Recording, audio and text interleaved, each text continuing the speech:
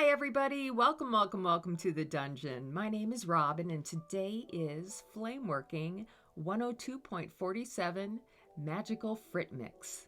So today I'm going to share with you guys a really great mix of frits that will react with each other and make some great colors. And the combination is an equal amount of iris gold, iris blue, and iris violet. When combined, they just look spectacular. So I'm going to pull some cane out of this and we'll see where it takes us. So if you have a magical frit mix or any colors that you think look great when combined and have a reactive quality, let me know in the comments. It's not easy to find these certain combinations. So if you have a favorite one, let us all know. And on that note, I hope you're all doing safe and well out there. Thanks so much for joining me, and I hope to see you next time in the dungeon. Okay, so I'm going to start out with my 3 different frits. I have the iris gold, a little bit of this iris blue, and last but not least, the iris violet. These are all a medium frit, but you can use any size you'd like. So what I'm going to do is just add an equal amounts of each frit into a little bowl and give it a stir up, and we'll be ready to use it. So you can use this frit any way you want. You can roll it up in your bead. You can pull different stringers from it. And that's what I'm going to do today. I'm going to pull a twisted cane out of this. And I will say this, it looks very different if you pull the cane straight as opposed to if you twist the cane. It's 2 very different designs that you'll see, but you can pull this cane any way you'd like. So I'm going to start this out with a bit of clear. The only thing I need in this stringer is the frit mix. So I'm going to get a very large gather of clear, about the size of a big grape.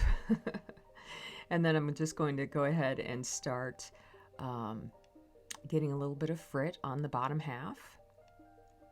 And just slowly just press it into the frit. It's a little bit easier to press into the frit than to roll it in the frit, because sometimes the frit will get pushed out of the way and you're not picking anything up. So I always like to press into the frit mix. And I'm just going to continue. I'll add a couple different layers of the frit. And then I will get ready to punty up on this one side. And I am using a metal punty. I do like the metal instead of using clear glass or a glass rod, because it is much more stable and easier. So now that I have the other side exposed, I'm going to go ahead and get a little bit more frit on that end, so everything is nice and full of color. And when I'm ready, I will go ahead and move that out of the way, get my marble mold ready, and then I will go ahead and just roll it in the mold and get a nice smooth kind of a football shape. All right, now we're ready to punty up the other side.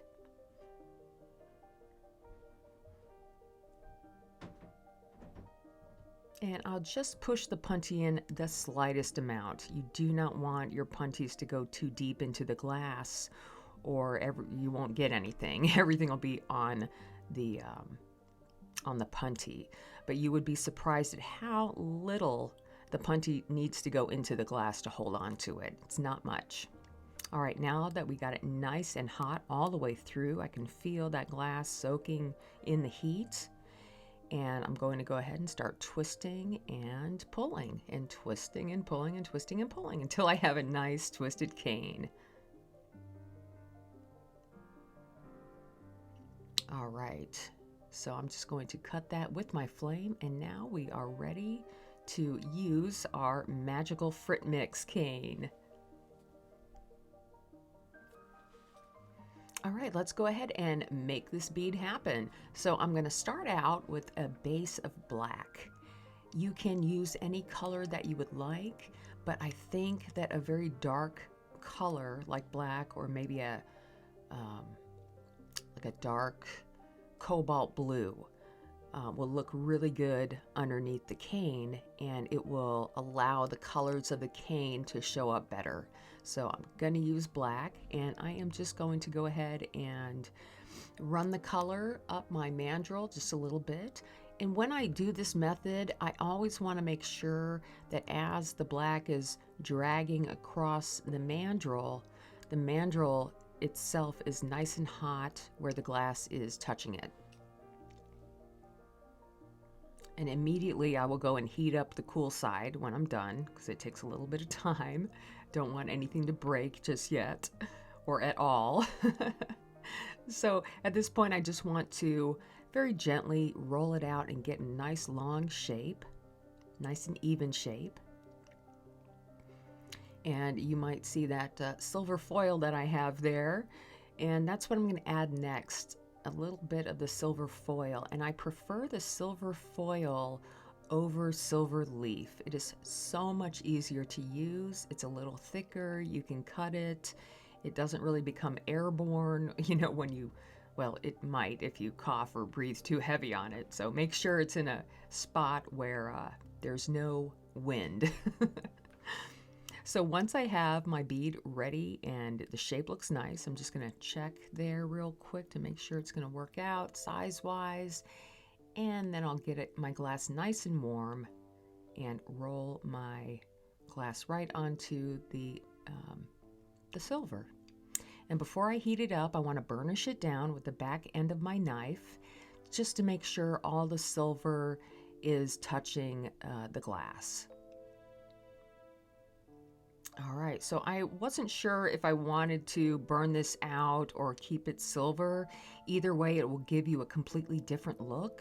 So I decided that I would go ahead and burn the silver into the glass to give it kind of a background starry effect, little sparkles here and there. It's very, very subtle. All right, looks great. So now let's go ahead and add our cane. And I'm just going to do just a spiral all the way down. So I just get the tip of my cane hot and add it to where I need it to be at the top of the bead. And then very slowly, it does take time, I will go ahead and just heat where the cane is melting, or just get the flame where the cane will melt, and then just spiral it all the way down your bead. Take your time doing this, but when you're done, immediately heat up the first part where you started, because that's always the coolest, and a lot of times that's where it's going to crack. All right, a nice big heat on this just to even it all up, flatten it all out. Before I roll though, I want to make sure that the cane is completely melted into the black. And that will allow the cane to spread out over your bead and give it a nice effect. Okay, now this is a little different. I want to cross over the first spiral. So this time I'm going to do an opposite spiral. I'm going to start on the right side of my bead, and then I'm going to spiral it downward so it's cross-threading the under spiral. I thought this would look pretty cool, and it does. It looks great, and I like the way that the light hits this bead in the end. I will show you how it looks backlit. That's the first picture you'll see when we're done. It looks really cool, and you see a lot of different colors on the edges of this bead. Okay, either way, I'm gonna heat this whole side up and get that spiral nice and incorporated and melted, and go ahead and start rolling it out, getting a nice shape ready, because you know what we're gonna do next. We're gonna encase this bead a couple times. Now, these colors are both reactive and they are reducing. And for this method, I will not be reducing it. Usually, if I'm going to use any of these frits for a reduction frit, they'll be on the outside. But because they're on the inside, I am basically using the reactive qualities of the glass. Okay, so now all we're going to do is give it a couple of encasements. And when I do my encasements, I like to use a thicker rod of clear. And I like the Moretti Super Clear. It is the best clear I've ever used. And I just got probably about, I think, 10 more pounds of different various sizes in the mail a couple days ago. And the interesting thing is that they also sent me a free sample pack of Vetrofond clear, which I've never tried. So I might give that a try and see how it holds up against the Ultra or the Super Clear. Okay, so I have done my first encasement, and I'm going to go ahead and just even everything up, melt everything in, make sure my edges look nice and even before I continue.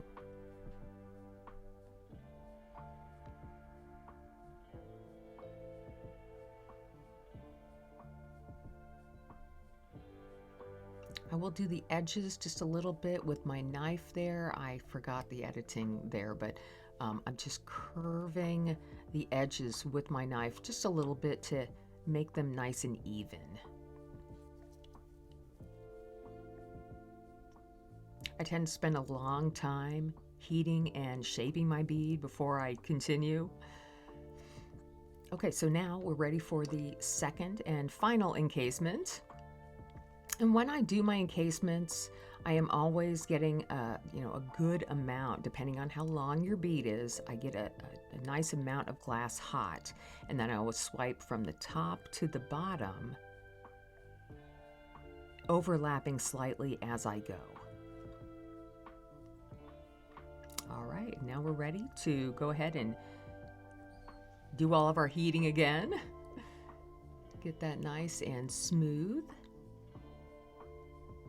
This bead took about, maybe 35 minutes to make. It wasn't that long. I think it's because I didn't do the third encasement, but the reason why is because I want to flatten this out. And if I have too many encasement layers, when I go to flatten it, you'll see a lot of clear on the edges, and I don't want that. So I just want, you could do one encasement if you wanted to. But I do, because I'm flattening this out, I do want a little bit of clear on the edges, just not as much as 3 layers of clear will give me. I don't need that much clear. Okay, so now it's super hot, and I am going to flatten this out very gently, pressing down, and then flipping it over, and gently pressing down. You want to feel it being even. Check. Make sure if one side isn't as flat as the other, heat it up and press it down again. But you can see this looks really good. I'm happy with this here. We're just about done. And when I fire polish the sides or the face now, I always start the fire polish on the bottom half and slowly work my way up to the top. If you start fire polishing on the top and work your way down to the bottom, it might not melt correctly. Okay, so I like to go from the bottom to the top, and then I will blow on that face. So when I do the opposite side, the whole, shape doesn't start to flip-flop on me. So I want to make sure that one side is nice and cool before I do the other side. Anyway, that's it, you guys. This is that magical Frit mix bead, and it looks so cool in the light. I hope you guys enjoy this. Let me know what you think, and I'll see you next time in the dungeon.